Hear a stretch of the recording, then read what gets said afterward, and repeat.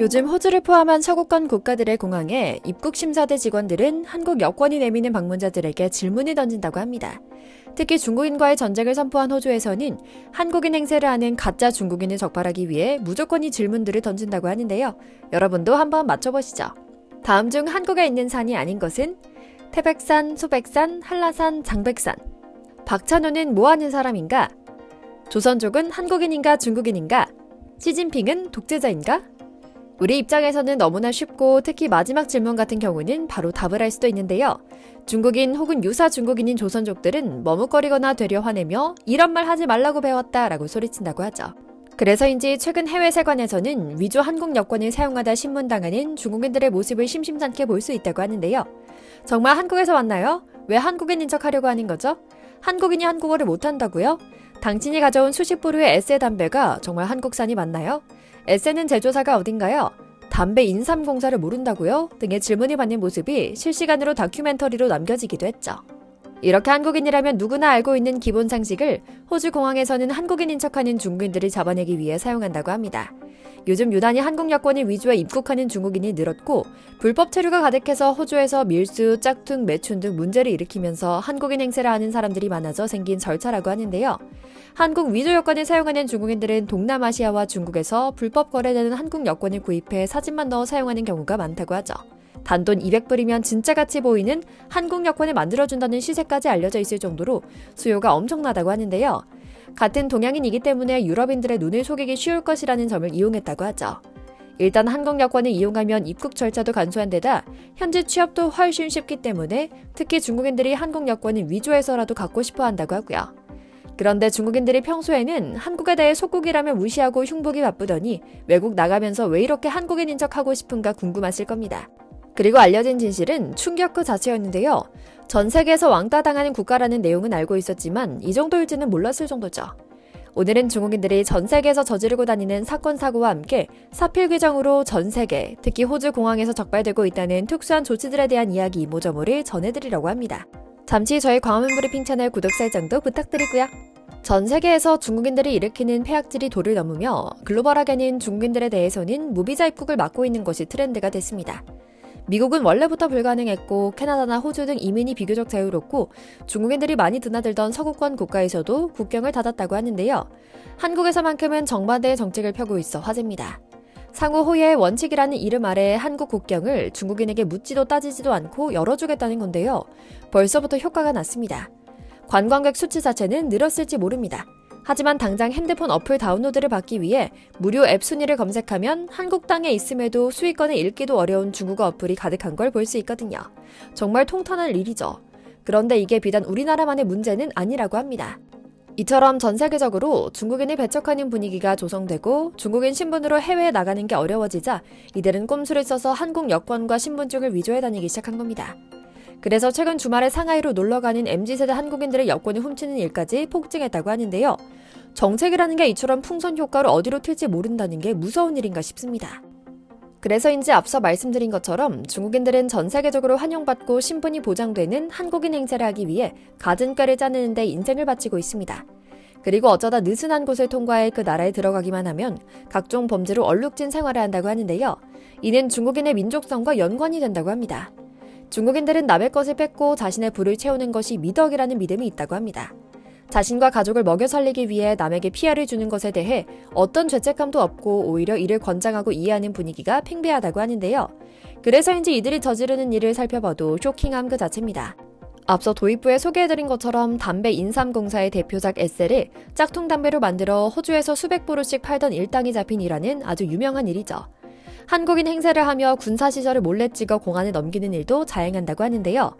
엄청난 스파이 훈련을 받지 않은 일반 유학생들도 이런 스파이 행위에 가담한다는 조건을 받고 출국한다는 소문도 돌고 있는 걸 보면 한두 명의 일탈이 아닌 건 확실한 상황이죠.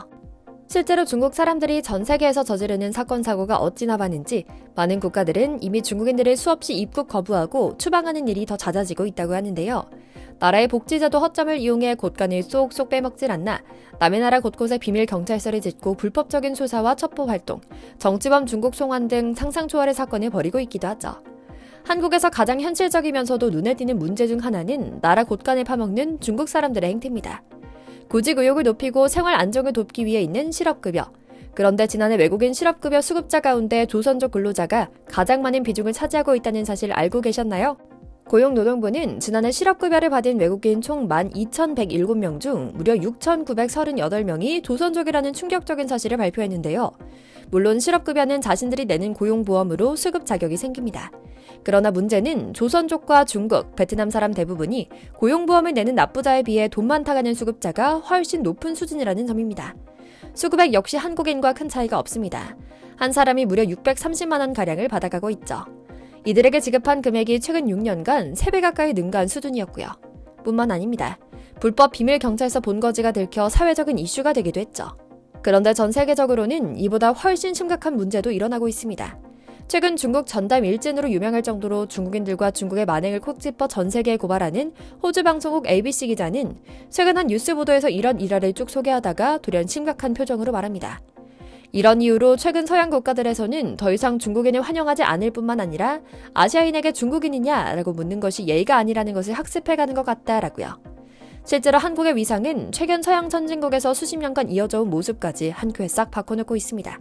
유럽이나 미국뿐만 아니라 동남아 등으로 여행을 해보신 분이라면 잘 아실 겁니다. 중국에서 왔냐라고 묻는 문장에 담긴 현지인들의 뉘앙스를요. 이미 전 세계의 다양한 관광업 종사자들은 입을 모아 중국인들이 단체로 몰려올 때가 가장 힘들다. 이들은 교양이라곤 찾아볼 수 없고 온통 짝퉁 명품으로 치장한 졸부 느낌으로 돌아다니며 문화에 대한 존중이라곤 찾아볼 수 없다.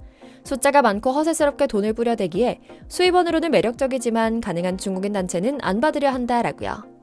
유럽 상황도 마찬가지입니다. 프랑스 파리 루브르의 모나리자 등 유명 작품 앞에서 웃고 떠들며 파티라도 하는 것처럼 안아 모이는 행동을 하는 중국인이 너무 많거든요.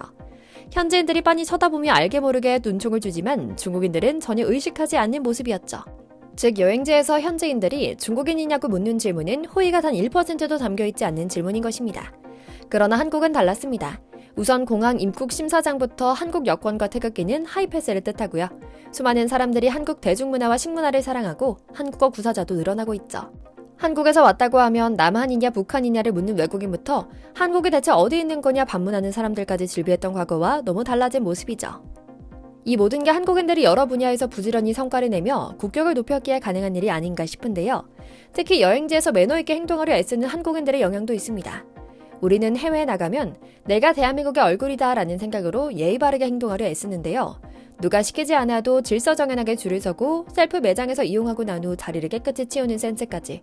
한국에서는 너무나 기본적인 것들이긴 하지만 한국인들은 해외에서도 어김없이 실행하곤 하죠. 그런데 여행이라는 들뜬 마음으로 이런 기본마저 지키지 않는 여행객이 너무나도 많기에 멋진 시민의식을 뿜어내는 한국인들의 행동이 돋보이는 것인데요. 그러다 보니 중국인들은 외국에 나가서야 그동안 자신들이 무시하고 욕하던 한국이 얼마나 대단하고 대접받는 강대국인지를 깨닫는 겁니다. 그리곤 스스로를 돌아보게 되죠. 서양 국가들은 물론이고 화교가 많다는 싱가포르, 차이나머니에 길들여진 일본에서도 아예 중국인을 받지 않는 가게가 있을 정도로 심각한 상황을 말입니다. 중국인 상당수가 해외에서도 현지 언어나 영어가 아니라 시끄럽게 내지르는 중국어를 주로 사용하는 모습도 충돌의 씨앗이 되곤 합니다. 어떤 이들은 한족 자체의 문제라고도 하는데요. 사실은 중국이라는 나라가 가진 미숙한 교육 정책에서 나오는 문화라는 사실을 알 수 있습니다. 중국은 아직 개개인으로 따지면 전형적인 개발도상국이라 시민의식의 발달 수준이 전체 국력에 비해 형편없이 낮다는 것을 말이죠. 이제 K브랜드, 즉 한국이라는 이름은 이제 전 세계에서 멋진 품질 보증수표가 됐습니다. 오죽하면 한국을 죽어라 싫어하고 질투하는 중국인들이 한국인인 척하며 위조 여권을 사용할까요? 멋진 우리 자신들에게 경의를 표하며 우리 이런 멋진 브랜드가 더 빛날 수 있게 생활의 안정이 찾아오길 기원하며 오늘 영상 마치겠습니다. 저희 광화문 브리핑 구독 설정도 부탁드리고요. 오늘도 시청해주셔서 감사합니다.